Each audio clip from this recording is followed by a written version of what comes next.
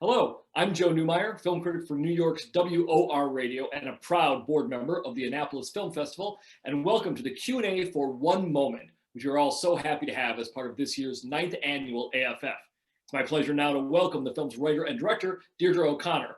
Hi, Deirdre. Thanks so much for joining us. Congratulations on the film. Thank you so much, Joe, and thank you to the Annapolis Film Festival for having me here. It's so great to have you and the film. What a wonderful movie about a generation I know well and an appreciation for several generations, in fact. It's really such a treat, this movie. And with a remarkable final feature performance from the late Danny Aiello, who we'll talk about more in a bit. First, though, Deirdre, talk to us about the origins of it, how you started it, and how you wanted to put the story down on the page. I started as a screenwriter 30 years ago, and I wrote screenplays in my 20s, and I had a little luck with it, but I turned away from it and went into teaching. And I continued writing, and as technology made filmmaking available to, every man and woman, I thought, I want to write something that I can make. And I wanted to write something that was close to my heart. And my mother had just passed from Alzheimer's, and we were dealing with a very similar situation as the film. How do we best care for my father, who was in his late 80s and starting to show signs of dementia? And that's really, I wanted to write that story, and I wrote it in a way that I knew I could film it. I knew what resources I had and didn't have, and pulled it together on not a big budget, but I think all of the talent and skill that everybody brought to it makes up for that in a big way. Oh no, in such a big way. They say write what you know, and that the personal is universal, and I feel like this film is exactly that in so many ways. Caroline, the lead character, in a terrific ensemble, she's played by Andrea Tenner, and Caroline is trapped in that caretaker mentality, as she says at one point. That's such a very real thing for those of us in sort of early or mid-generation X, who maybe find our adulthood kind of lacking some room to maneuver, right? Let's talk about kind of sussing out the character of Caroline and what you wanted her, that character, the trajectory you wanted to take her on. Well, I think that being pulled in every direction possible in terms of family and career and your own personal life is what I wanted that character to exude, which Adria did phenomenally. And she just can't get a minute to herself without her father and or every other situation interjecting. And she just was able to, Adria was able to bring that character to life in a way where I think you feel her frustration, but you feel her kindness and compassion. And I just loved working with her as well. But, because she's the daughter that Joe McGinnis lives with, it was important for her to, be able to bring that character to life in a big way. So.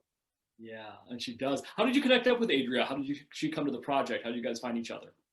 We had a casting director for the top 3 roles, for Danny's role, for Adria's role, and for the other sister, Fran, played by Frankie Ingracia. And the others we cast ourselves, but it was through their agents, through our casting director. And people submitted audition tapes. We still use that word tape. It's funny. And, they just did it. They brought these roles to life in a way that I just am in love with their roles, and I'm in love with them. They were great to work with, and we had a lot of fun. We still do. Yeah. Frankie Ingracia, who plays Fran, she's so funny as Caroline's sister. She's another kind of person that a lot of us know well, sort of the sibling who's a little bit emotionally removed, so she can make light of certain situations, or move through the scenario in a slightly lighter way as she does with their dad, Joe. That's an interesting dynamic as well, right? Because it's important to have that counterbalance, obviously, to Caroline, is that sibling who doesn't take on all of the responsibility, though she may be there in heart and soul, right? Well, Yes, I mean, she does. She fills in for every gap that Caroline, when Caroline has to work late, she's there. I have seen a lot of families, including my own, do that, where you just work it out.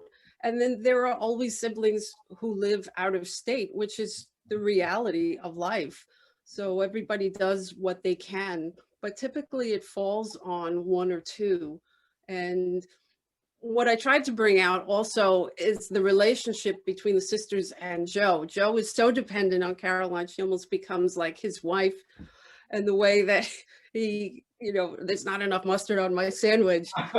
And Fran's character is, well, she can do no wrong.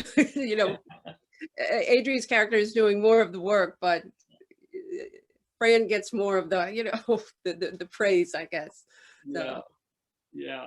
Well, let's talk about obviously the amazing Danny Aiello, who anchors this film in a really funny and sweet performance. This is a very funny screenplay, by the way. So much heart and everything, and so much relatability, but it's very funny. And Danny, kind of takes that and runs with it in so many ways. He died in 2019 with a great 5-decade legacy and Oscar nomination. But this exquisite and funny and warm final appearance is really such a treat. Let's kind of talk about working with him and what that situation was like and what that dynamic was like. He was so down to earth and made it so easy for me as a first-time director. He was comforting in every which way and helpful in every which way and encouraging beyond belief. And it was from the beginning, really, once he signed on, it opened doors for us. I think everybody wanted to work with him. I'd like to think it was me, but I know the reality is it was Danny. And he could not have been kinder to everyone.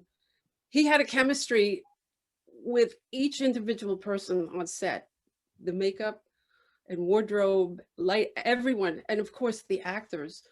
And he treated everyone gently, and he was always prepared. Film, the days are long, and indie film, low budget, they're even longer and harder.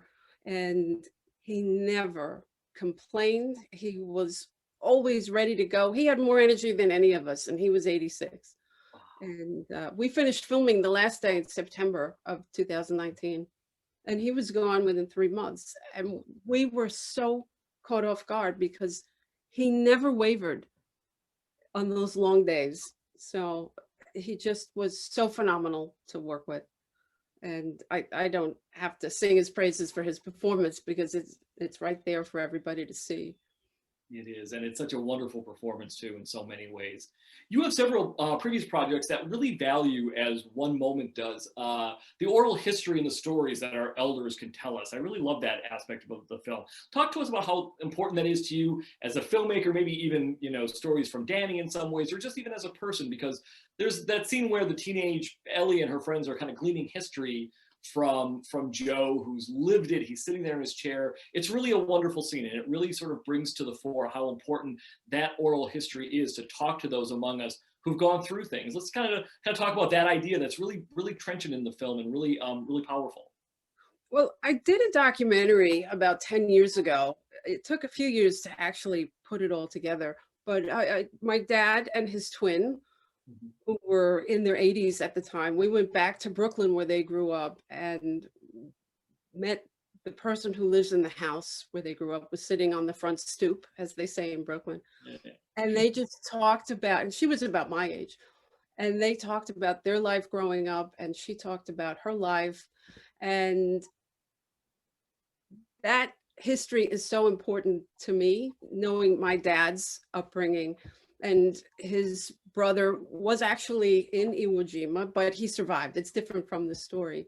And I actually had set out, I had upgraded all of my video equipment. I set out to do a project where I went around and recorded oral history.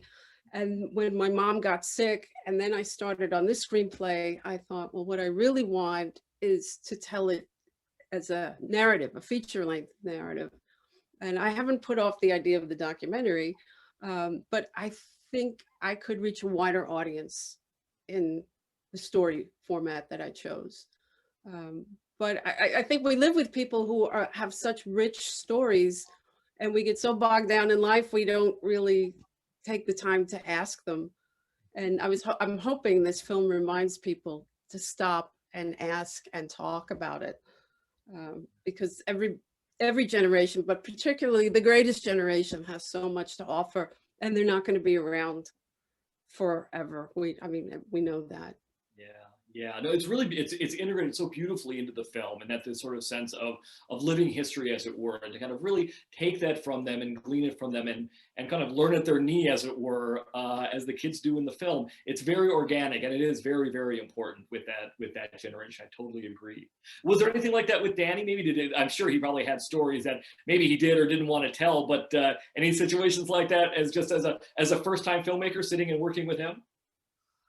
Well, we talked of just about everything. And he talked about his growing up. He grew up in not such a different way from my dad. He's younger than my father. Um, but he grew up in Manhattan during the Depression, as my father did. He was too young for World War II. But he played on the Army baseball team, and he talked about that. My dad's twin played on the Marines baseball team with George C. Scott. Wow. And he told stories about, when he was starting out working in theater and how that came to be. And that was really interesting. He came to it later in life. And, and when he had a hard time with the character, there was only one part that he had to pretend to be a Brooklyn Dodgers fan, because Danny was a big Yankees fan. And he said, all right, for this part, I'll swallow my pride and talk about Ebbets Field. So he talked about the Yankees too. Right, right. That's great. I love that. It's the one thing he had. I love that there's the notion, obviously, the title of, one moment. It relates to so many things. It's Carolyn says, give me one moment, give me one moment. But it also relates to all of these moments. If I could go back for one moment, I would need more than that. I also like how there's also a kind of a great sense of appreciating our own history, our own past, the pop culture people of a younger generation grew up on, and which formed us, and in some ways is another generation's bond with each other. In some ways, that really comes through in the film in a lot of ways, between all the siblings, about how there's a shared sense of pop culture and a shared sense of growing up in the 70s and 80s, 60s, 70s, and 80s that bonds us, right?